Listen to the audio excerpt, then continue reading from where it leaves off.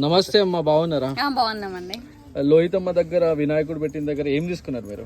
పండ్లు తీసుకున్నాం. ఫస్ట్ లడ్డు వేలం పట్టేసినాము, తర్వాత పైసలు ఇంకా అన్ని వేసినాం. కానీ మనతోని పండ్లే వచ్చేది ఉంది. స్వామి దయ వల్ల పండ్లు తీసుకున్నాం. ఏం చేస్తారు పండ్లు తీసుకుంటారు?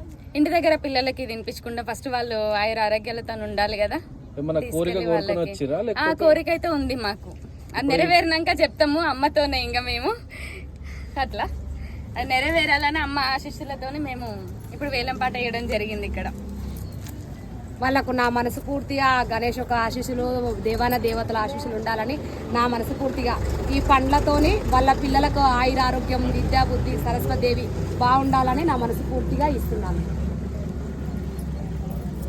సంతోషమా అమ్మ తల్లి? చాలా సంతోషంగా వేలం పట్టేసిన. సంతోషంగా దేవుడు నాకు వచ్చేది ఉంది కాబట్టి ఇచ్చిండు. నేను వేలం పట్టేసిన అసలు ఎవరు వేయలేదు కూడా పండ్లకి. అది నా అదృష్టంగా నేను భావిస్తున్నా.